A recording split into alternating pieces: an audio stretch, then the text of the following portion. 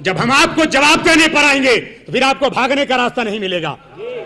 مگر ہم ماحول خراب نہیں کرنا چاہتے, ہم قانون کو اپنے ہاتھ میں نہیں لینا چاہتے. یاد رکھو کہ پھلدار درخت پہ پتھر چلایا جاتا ہے.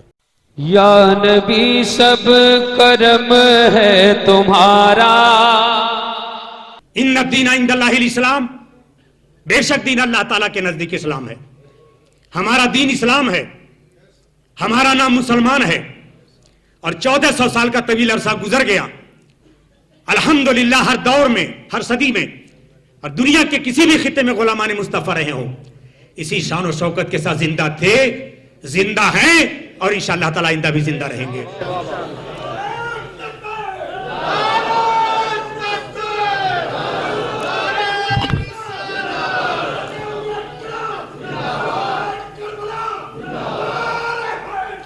اس میں کوئی شک نہیں ہے, قرآن پاک میں سینکڑوں آیات کریمہ میں رسول کریم صلی اللہ تعالی وسلم کی شخصیت, آپ کی عظمت, آپ کی محبت کے حوالے سے گفتگو کی گئی ہے, جن کی تفصیل کا یہاں پر موقع نہیں ہے. سب سے پہلی جماعت جسے آقا کریم صلی اللہ تعالی وسلم نے برپا فرمایا, انہیں صحابہ کرام کہا جاتا ہے. ایک مثال پیش کروں گا 1 منٹ میں, پھر آپ نے گفتگو سمیٹ دوں گا. آپ جاننا چاہتے ہیں کہ صحابہ کس طریقے سے اپنے نبی سے محبت کرتے تھے.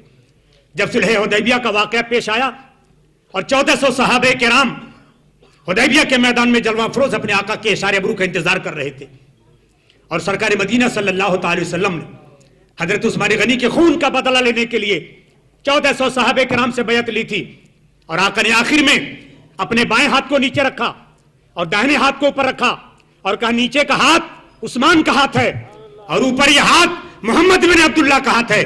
اور آپ نے یہ وعدہ لیا اور کہا کہ جب تک ہم عثمان غنی کے خون کا بدلہ نہیں لے لیں گے, ہم صلح حدیبیہ کے میدان سے واپس نہیں جائیں گے. یہ میرے آقا نے ہمیں مزاج دیا تھا.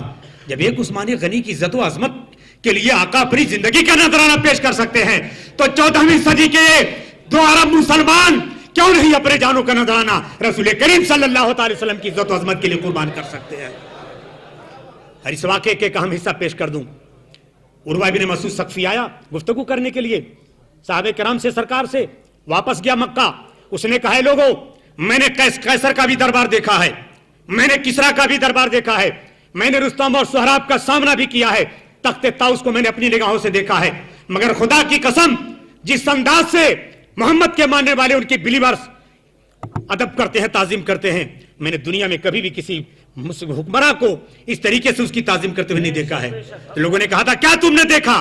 تو اس نے کہا تھا میں نے دیکھا کہ محمد جب وضو بناتے ہیں, ہاتھ دھلتے ہیں, پاؤں دھلتے ہیں, اپنے چہرے پہ پانی ڈالتے ہیں, تو ان کے ماننے والے صحابہ پانی کے قطرہ بھی زمین کے اوپر نہیں گرنے دیتے ہیں. اے لوگوں, جو قوم اپنے نبی کے وضو کے قطرے کا, پانی کا ایک قطرہ زمین پر نہیں گرنے دیتی, تمہارا کیا خیال ہے وہ کب گوارا کریں گے کہ ان کے نبی کے خون کا قطرہ زمین کے اوپر گر جائے؟ تو الحمدللہ جو مزاج صحابہ کا تھا آج وہی ہمارا مزاج ہے. اور میں کہنا چاہتا ہوں اس اسٹیج سے, انڈیا کی گورنمنٹ, یہاں کے انٹیلیجنس کان کھول کر کے سن لے, مسلمان آپ سے ڈرتا نہیں ہے, ہم صرف قانون کا احترام کرتے ہیں. لیکن جس دن ہم آپ کے قانون سے, آپ کی عدلیہ سے, آپ کے سنویدھان سے مایوس ہو جائیں گے, تو پھر آنے والا دن کیسا ہوگا اس کی ذمہ داری ہمارے اوپر نہیں ہوگی.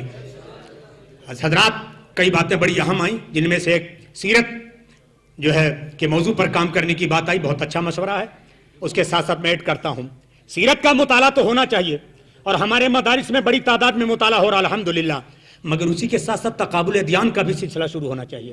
الحمدللہ جامعۃ الشفیع مبارک پور ازہر ہند میں اور دیگر ہمارے بڑے اداروں میں جو ہے تقابل ادیان کا پروگرام شروع ہو چکا ہے. تقابل ادیان کا مطلب یہ ہے ہم اپنے مذہب کے بارے میں بھی معلومات کریں, مگر ہماری جماعت کے چند ذہین علماء ہر دور کے اندر ہر بڑے ادارے میں ایسے ہوں جو اپنے ملک کے دیگر مذاہب کا بھی مطالعہ کریں اور ان کی حقائق تک پہنچیں.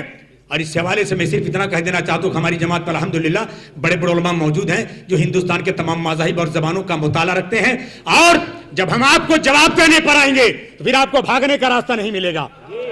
مگر ہم ماحول خراب نہیں کرنا چاہتے, ہم قانون کو اپنے ہاتھ میں نہیں لینا چاہتے. یاد رکھو کہ پھلدار درخت پہ پتھر چلایا جاتا ہے.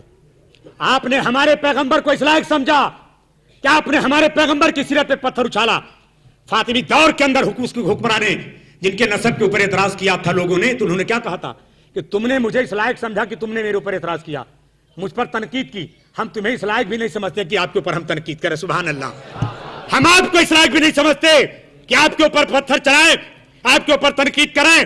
ورنہ ہماری آیتوں سے, ہمارے قرآن سے, ہماری حدیث سے جو فرضی حوالے آپ پیش کرتے ہیں, ہمارے علماء آپ کی کتابوں سے سچے حوالے بھی آپ کے بارے میں پیش کر سکتے ہیں. ایسے علماء ہمارے پاس موجود ہیں اور ہمیں کوئی پریشانی نہیں ہے, نہ ہم گھبرا رہے ہیں.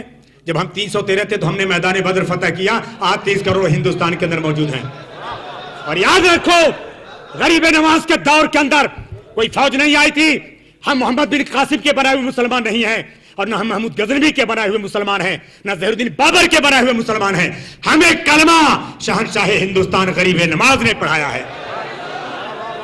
جب ایک غریب نواز 70 سال میں 70 لاکھ لوگوں کو کلمہ پڑھا سکتا ہے, تو انتظار کرو اگر دوسرا غریب نواز آ گیا تو 70 کروڑ کو کلمہ پڑھا کر کے جائے گا. السلام علیکم ورحمۃ اللہ.